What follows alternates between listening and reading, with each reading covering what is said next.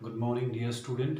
Once again, I welcome you in physical education classes. This is for class 11th. So, last class we have studies about lumbering down. So, next we are going forward with new topics, that is skill, technique, and style. In sports training, these things are very important because without these quality, a sportsman cannot perform at top level. So we have to understand what is skill, what is technique, and what is style. First of all, we will discuss on skill. So there are two things. One is skill and one is talent. There is huge difference between talent and skill. For performing any skills, talent is mandatory. यानी हम ये कह सकते हैं कि हुनर और कौशल, या हम कह सकते हैं टैलेंट और कौशल. टैलेंट मीन्स होता है quality, skill which person get from his birth. Okay, so this is known as talent is in birth quality, whereas skill is developed quality. Person develops the skills. Okay, talent means जो चीज़ हमारे पास पैदा होने के साथ साथ हमारे अंदर एक टैलेंट है, जिसे हम कहते हैं कि हाँ, ऊपर वाले ने बहुत अच्छा टैलेंटेड बनाया है. स्किल क्या है? स्किल हम प्रैक्टिस से किसी चीज़ को बार बार रिपीट करके हम उसको डेवलप करते हैं अपने आप में, तो वो स्किल है. लेकिन स्किल को सीखने के लिए टैलेंट होना बहुत ज़रूरी है. अगर आपके अंदर में गॉड गिफ्ट टैलेंट नहीं है तो आपको स्किल को सीखने में बहुत लंबा टाइम लगेगा, बहुत ज़्यादा वक्त लगेगा. ऐसा नहीं है कि आपकी स्किल अच्छी नहीं होंगी पर उसमें वक्त ज़्यादा लगेगा. लेकिन अगर आप में ऑलरेडी इनबोर्न क्वालिटी है, आप लोगों में पैदाइशी टैलेंट है, तो you will get it very easily. So skill, it is ability to perform whole movement. Yeah, we can say that it is ability to perform motor action. Motor action means a particular action what for which you are doing any practice. वो चीज है किसी motor action को, पूरे action को perform करना, तो complete action को कंप्लीट करना, कितनी इफेक्टिवनेस के साथ और कितनी स्मूथनेस के साथ आप उसको परफॉर्म करते हैं, that is known as skill. और we can say automatization of motor task. Automatization मतलब जो चीज़ हमारे बिहेवियर में ऑटोमेटिक आ जाए. फॉर एग्जाम्पल, जैसे when we teach how to dribble in basketball, so initially if we teach you, this is a procedure of dribbling. So initially you will look down और bounce, आप लोग जो नीचे का बाउंस है बास्केटबॉल का, उसको आप देखने की कोशिश करते हैं बार बार, आप बॉल को देख देख के ड्रिबलिंग करना सीखते हैं. बट जैसे ही ऑटोमेटाइजेशन वो आपके बिहेवियर में अडॉप्ट हो जाता है, तो आप बगैर देखे ही कहीं को भी मूव कर सकते हैं. ऐसे ही फुटबॉल में इनिशियली तौर पे जब हम फुटबॉल में ड्रिबलिंग करते हैं, कैरी करते हैं बॉल को, तो उस वक्त हम नीचे देख के कैरी करते हैं. लेकिन जब बाद में हमें वो हमारे बॉल हमारे कंट्रोल में आ जाती है, उस पूरे मूवमेंट का होल प्रोसीजर हमारे कंट्रोल में होता है, तो वो कहते हैं ऑटोमेटाइजेशन ऑफ मोटर एक्शन. ठीक है, उस पूरे एक्शन का ऑटोमेटाइजेशन मतलब आप बगैर देखे ही फेंक देते हैं, बगैर देखे ही कोई चीज़ कर लेते हैं. ठीक है, जैसे हम चलने के लिए क्या है, चलना एक ऑटोमेटाइजेशन है. ठीक, वन वी वॉक, तो हम कभी नीचे देख के नहीं चलते, हम सामने देखते हैं और चलते रहते हैं. हम ये नहीं देखते कि हमारा पैर किधर जा रहा है, ये कहाँ जा रहा है, उधर कहाँ जा रहा है. हम सामने पैरों को नहीं देखते, हम सामने की तरफ देखते हैं. ठीक है, तो this is known as automatization of motor task. So skill बहुत टाइप की होती हैं. There are so many types of skills. Open skills, जैसे for example open skill means, open skill ऐसी स्किल्स होती हैं जिस पे कंट्रोल नहीं होता है हमारा, हमें पहले पता नहीं होता है पहले से कि हमें क्या करना है, what to do. Sudden the skill will come and we have to perform. Suddenly कोई चीज़ होती है और हमें अचानक से परफॉर्म करना होता है. दूसरी होती क्लोज स्किल. क्लोज स्किल में हमें पता होता है कि हाँ, हमें ये करना है. जैसे फॉर एग्जाम्पल हम बैडमिंटन खेल रहे हैं, अगर बैडमिंटन हमने सर्विस, हमें खड़े हो गए कोर्ट में, हमें पता है हमें सर्विस करनी है, हमें एक ओपन क्लोज स्किल है, हमें पहले से प्री डिसाइडेड है, दिस इज ओपन स्किल. जैसे बास्केटबॉल में कि बॉल चल रही है और सामने आपके प्लेयर खड़ा है, ऑफेंसिव प्लेयर है, अब आपको पता नहीं है कि आप वो क्या करने वाला है।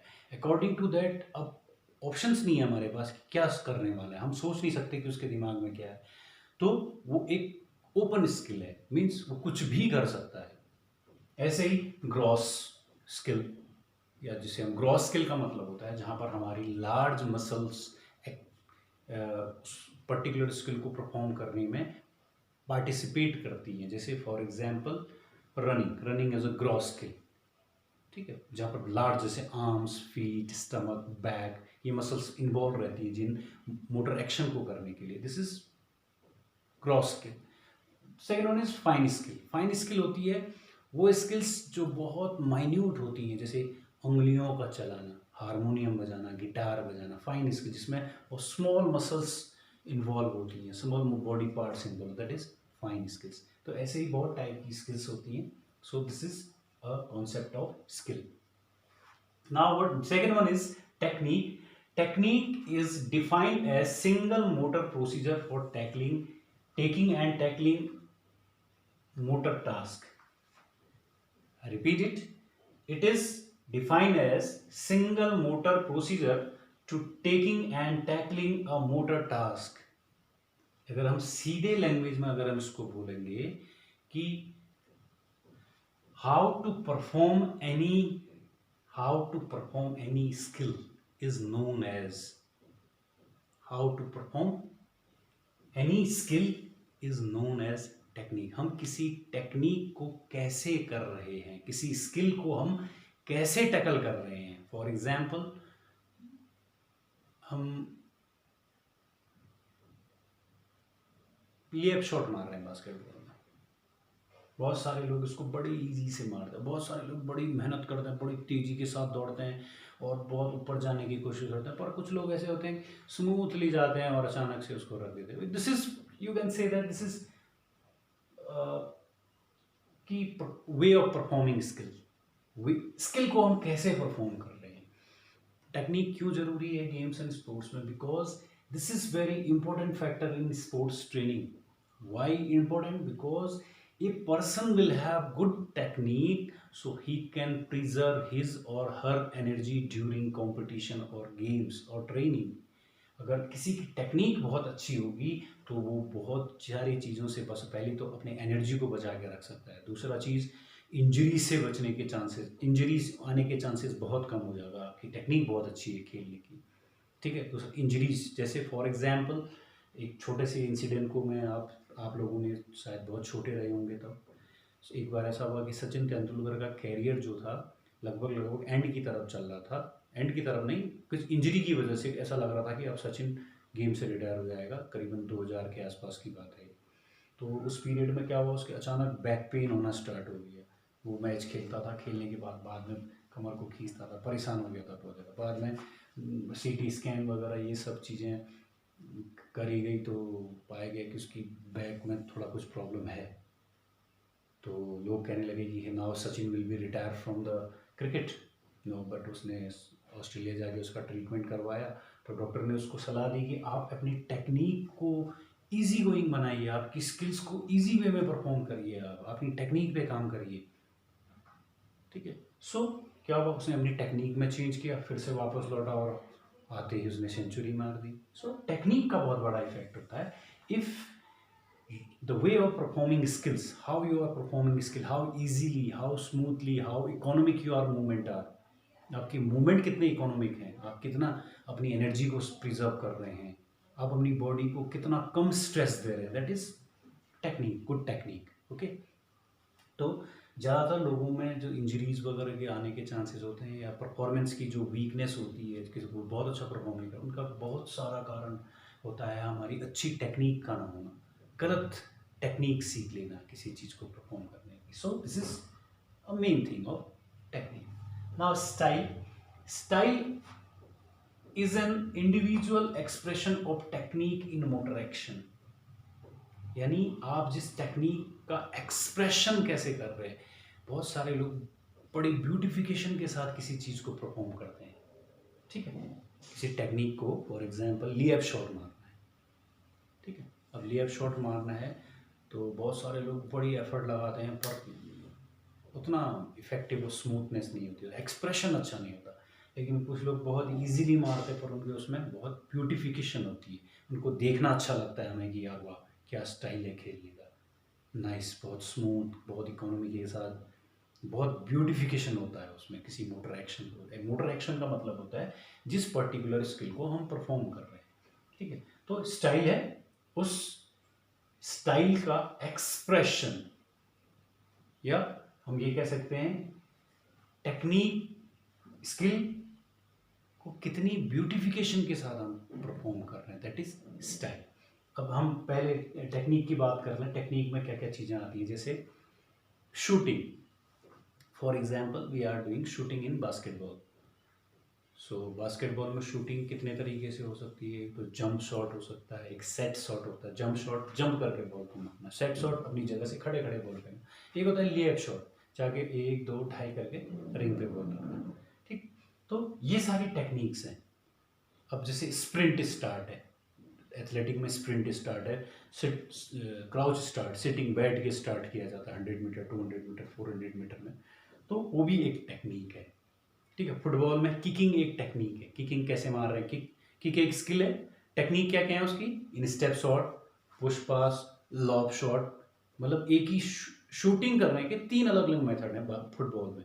पहले तो इन स्टेप, आप जो आपका शू का जो लेस वाला पार्ट होता है वहाँ से बॉल को हिट करते हैं, एक ये होता है जो टो के पास से थोड़ा सा उसको हिट करते हैं फुटबॉल, ठीक है, एक पूरा ये सोल के पैरेलल उसको हिट करते हैं। तो यानी एक ही चीज़ को परफॉर्म करने के 3 तरीके, so technique, these are the technique, okay. ऐसे ही बैडमिंटन में ओवरहेड पास या बैक हैंड पास, पास करना है, स्किल है पास, पर ओवरहेड, फोरहेड, बैक हैंड, ये these are the technique. Style है जो भी चीज़ आप कर रहे हैं वो कितनी ब्यूटिफिकेशन के साथ उस टेक्निक को किस तरीके से एक्सप्रेस कर रहे हैं, that is style. So this is the concept of sports training. In sports training skill, technique and style, three things are there, और इन तीनों चीज़ों का हमारा स्पोर्ट्स परफॉर्मेंस में बहुत बड़ा इम्पैक्ट होता है। अगर ये तीनों चीज़ों में अगर कोई भी एरर्स नहीं होते हैं या कोई भी रॉन्ग चीज़ नहीं होती है, तो हम किसी भी टूर्नामेंट या किसी कंपटीशन या ट्रेनिंग में बहुत अच्छे से परफॉर्म करते हैं। टोटली इन चीज़ों पर हमारी परफॉर्मेंस डिपेंड करती है। So next,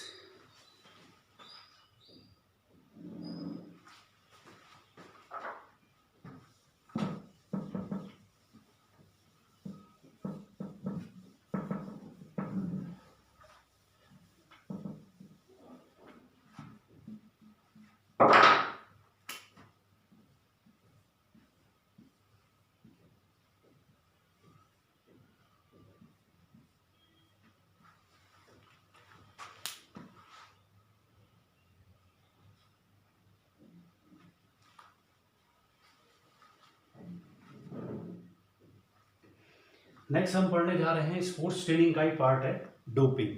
so what is doping, ये वर्ड सुनने में काफ़ी नया सा लग रहा है, कुछ बच्चों ने इसके बारे में जानते होंगे।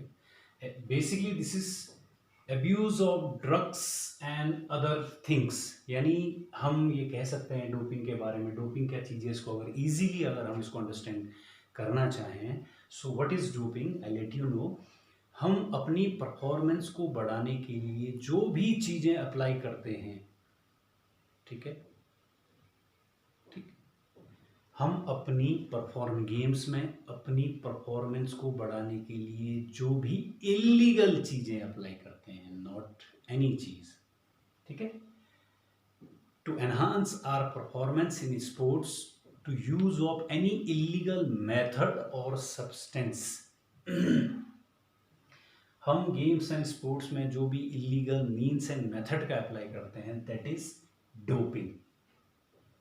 डोपिंग एक प्रकार से, डोपिंग के अंदर में ड्रग अब्यूज आता है, ठीक है, डिफरेंट मेथड्स आते हैं, ओके, अलग मेथड, फिजिकल मेथड्स भी होते हैं इसमें, कैसे किसी की परफॉर्मेंस को फिजियोलॉजिकल लिमिट को बढ़ाया जाए, एनाटॉमिकल लिमिट को बढ़ाया जाए, ठीक है। ये सारी चीज़ें डोपिंग के अंदर में आती हैं। इस वर्ड में अभी आपने शायद कुछ दिन 2-3 दिन पहले एक न्यूज़ आई थी कि अमेरिका ने जो वाडा है, वाडा का फुल फॉर्म होता है वर्ल्ड एंटी डोपिंग एजेंसी। ये IOC sorry international Olympic committee जो ऑल ओवर वर्ल्ड में गेम्स एंड स्पोर्ट्स की सबसे टॉप मोस्ट बॉडी है, जो बेसिकली रूल रेगुलेशन सब तैयार करती है, जिसके अंडर में सारे वर्ल्ड फेडरेशंस आते हैं गेम्स एंड स्पोर्ट्स के। आईओसी, तो आईओसी की एक सब ब्रांच है जो बेसिकली किस पे काम करती है, बेसिकली डोपिंग पे काम करती है, illegal use of substances and method. कि गेम्स एंड स्पोर्ट्स में किसी भी प्रकार के इलीगल सब्सटेंस का मतलब दवाइयाँ वगैरह या ड्रग्स वगैरह, मेथड्स मतलब कुछ फिजिकल चेंजेस हमारी बॉडी में जो किए जाते हैं गलत तरीके से, उन पे रोक कैसे लगानी है, इसके लिए वर्ल्ड एंटी डोपिंग एजेंसी काम करती है। तो अभी यूएसए में वाडा का जो फंड है, इसमें क्या होता है, ये आईओसी वाडा इन सब में बड़ी बड़ी कंट्रियों की जो डेवलप्ड कंट्रियां हैं वो अपना कुछ कंट्रीब्यूशन देती है, पैसा देती है उनके लिए, उनकी उस बॉडी को चलाने के लिए। तो अमेरिका हर साल 20 करोड़ रुपया वाडा को देता था, तो उसने वो एड रोक दी। उसका ये आरोप लगाया वाडा पे कि वो सही तरीके से काम नहीं कर रही है, क्योंकि रशियंस जो है, रशिया के लोगों ने ड्रग अब्यूज़ बहुत ज़्यादा किया है स्पोर्ट्स पर्सनस जो है रशियन से, लेकिन वाडा ने उन पर कोई खास प्रतिबंध नहीं लगाया, कोई उनमें रेस्ट्रिक्शंस नहीं लगाए हैं। तो इस वजह से वो उनका फंड रोक रही है। 20 करोड़ रुपया सालाना फंड बहुत बड़े अमाउंट होता है। तो ये सब चीज़ें ये इसके अंदर में आती हैं, आईओसी के अंदर में आती हैं। तो डोपिंग का जो काम है ये टोटल वाडा का काम होता है। इसकी डोपिंग का पूरा प्रोसीजर चेक करना, या कैसे क्या हो रही है, कौन ले रहा है, कौन प्लेयर नहीं ले रहा है, ये सब चेक करना वाडा का काम होता है। देखिए अभी स्पोर्ट्स एक बहुत बड़ा बिजनेस बन के आया हुआ है पूरे वर्ल्ड लेवल पे। आप देख रहे हैं आज पूरी वर्ल्ड में डिफरेंट डिफरेंट लीग्स चल रही है। फुटबॉल की बहुत बड़ी लीग चल रही है, स्पेशली यूरोप में ईपीएल है, आपका ला लीगा है, फ्रेंच लीग है। तो ऐसे ही हर जगह जगह पे लीग चल रही है। तो उनमें वर्ल्ड के बड़े फेमस या बहुत अच्छे पावरफुल प्लेयर्स वहाँ पर आके परफॉर्म करते हैं। ऐसे ही आप देखें यूएस में एनबीए नेशनल बास्केटबॉल एसोसिएशन एक दुनिया की सबसे धनी, सबसे रिचेस्ट लीग है, जो किसी भी लीग में, इंडिया में आईपीएल है, और ओलंपिक्स गेम्स हैं, एशियन गेम्स हैं, कॉमनवेल्थ गेम हैं, एफ्रो एशियन गेम्स हैं, और ओलंपिक मिलिट्री गेम्स हैं, विंटर गेम्स हैं, ठीक है, और ऐसे पैरा ओलंपिक गेम्स हैं। ऐसे दुनिया में बहुत बड़ा बिजनेस बन गया है आज गेम्स एंड स्पोर्ट्स। तो बिजनेस बन गया है, तो इससे क्या होता है, स्पोर्ट्स से एक फेम मिलता है। फेम मिलने से क्या है, प्लेयर्स को एडवर्टीजमेंट मिलते हैं, उनको पैसा मिलता है, उनमें बड़े बड़े खेलने के लिए प्रोफेशनल लीग्स में कॉन्ट्रैक्ट साइन होते हैं। तो अपनी परफॉर्मेंस को बढ़ाने के लिए दुनिया भर के तरीके अपनाना लग जाता है। कुछ दवाइयाँ लेनी शुरू कर देते हैं, कुछ फिजिकल बॉडी में चेंजेस कर लेते हैं। तो इसका क्या इफेक्ट है, ये सीधे सीधे ह्यूमन बॉडी पे इफेक्ट करता है। एक इंसिडेंट हुआ था 19 आई थिंक आज से 10-20 साल पहले।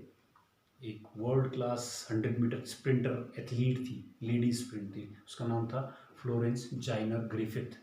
फ्लोरेंस जाइनर ग्रिफिथ के बारे में बोला जाता है कि वो ऐसी लेडी है जिसका 100 मीटर में वुमेंस में बनाया हुआ रिकॉर्ड 40-45 साल से अभी भी वैसा ही है, किसी कोई उसके रिकॉर्ड को नहीं तोड़ पाया।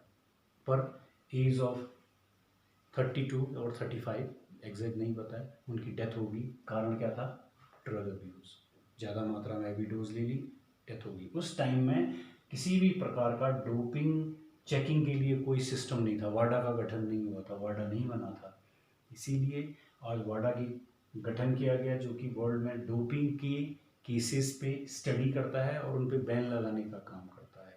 तो हम कह सकते हैं डोपिंग इज़ अ प्रोसीजर और मेथड और substance taking by the athletes to taking advantage over their opponent. अपने अपोनेंट के ऊपर एडवांटेज लेने के लिए एथलीट कोई भी प्रकार का इलीगल मेथड या सब्सटेंस यूज करता है, वो सब डोपिंग के अंदर में आता है। That is a definition of IOC.